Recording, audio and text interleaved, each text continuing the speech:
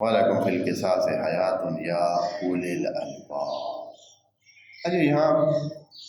پہلے تو اس جملہ جو ہے نا یہ بڑا دھیان سے بنایا ہوا جملہ ہے، یہ جو فی القصاص حیات، عربی میں اس جملے میں یعنی معانی اور بیان، بلاغت کا ایک پہلو ہے، معانی اور بیان بلاغت کا ایک پہلو، کلام مختصر ہو اور کلام پر معنی ہو، بہت سارا معنی تھوڑی سی بات میں دے دیا گیا ہو،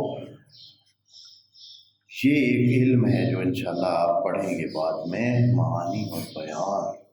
اس میں کلام کی نزاکتیں، کلام کی باریکیاں اور کلام کی ظرافتیں جو ہیں وہ دیکھی جاتی ہیں کہ کیسے یہ جوڑا گیا ہے جملہ، اس میں کیا کیا خوبیاں رکھی گئی۔ تو یہ جو جملہ ہے خصوصی طور پر معنی و بیان میں یہ فی القصاص حیاتن کا جملہ، لکم تو مخاطب خطاب ہے اور آگے بھی یا اولی الالباب بھی خطاب ہے، لیکن جملہ کیا ہے؟ فی القصاص حیاتن، کہ قصاص میں زندگی ہے، قصاص میں زندگی ہے۔ یہ جب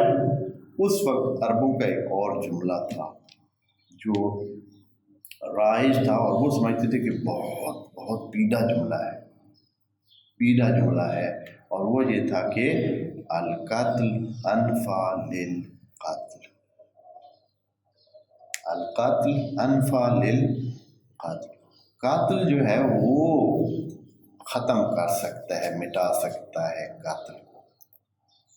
یعنی اگر قتل ہوا ہے اب اس کو مٹانا ہے، اس کے اثرات مٹانے ہیں، اس کو ختم کرنا ہے، تو اس کا سب سے زیادہ جو نفیر کرنے والا ہے، ختم کرنے کا طریقہ وہ یہ ہے کہ اس بندے کو کیا کیا جائے؟ قتل کیا جائے، اس کو یا اس کے قبیلے والوں کو یا اس کی، جس طرح کے ان کا جملہ تھا، ان کا جملہ عام تھا، یعنی قاتل کو قاتل ہی مٹا سکتا ہے، جیسے وہ کہتے ہیں نا کہ لوہے کو لوہا کاٹتا ہے، تو اس انداز کا یہ جملہ القاتل انفع للقتل تھا، تو یہ اس کو سمجھتے تھے کہ بہت پیڑا پکا جملہ۔ تو قرآن میں یہ جملہ جو ہے فی القصاص حیاتوں جب آیا ہے تو اس نے اس جملے کی نزاکتوں کو اور باریکیوں کو جاننے والوں کے برتہ حیرت میں ڈال دیا کہ یہ جملہ بہت بڑھیا ہے، اس سے یہ جملہ اس جملے سے عربی بلاغت میں اور عربی جو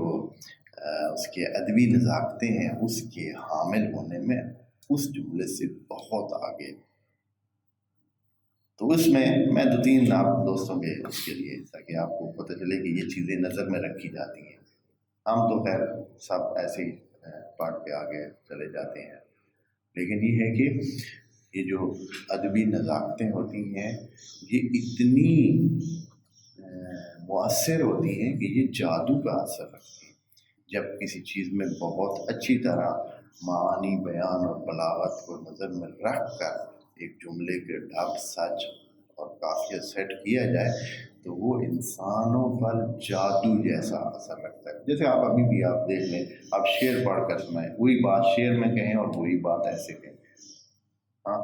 تو آپ کو پتہ چلے گا کہ سننے والے پر کتنا اثر ہوتا ہے۔ آپ خود بھی دیکھ لیں کہ کتنا آدمی شعر سے کتنا متاثر ہوتا ہے، حالانکہ شعر میں بھی بات ہی ہوتی ہے نا، لیکن وہ جو اس کی باریکیاں اور ظرافتیں اور نزاکتیں اس کی جو اس میں رکھی جاتی ہیں وہ انسان کے عقل پہ نشے جیسا اثر کرتا ہے۔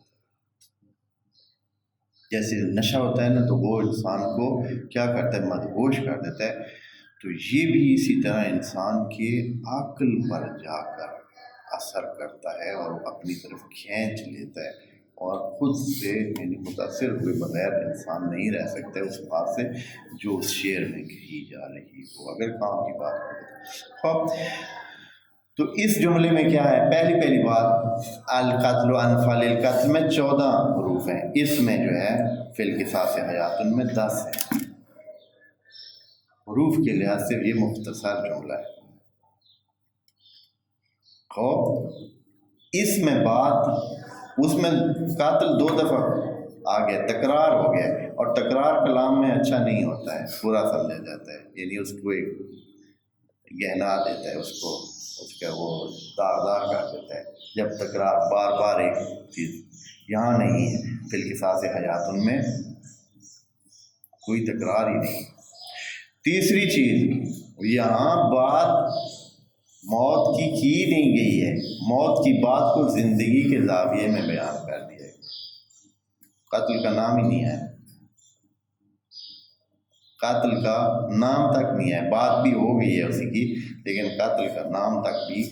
یعنی جو ماڑی چیز ہے اس کو ذکر تک نہیں کیا گیا، اچھائی کو ذکر کیا گیا، ذکر حیات کو ذکر کیا گیا، موت کو ذکر نہیں۔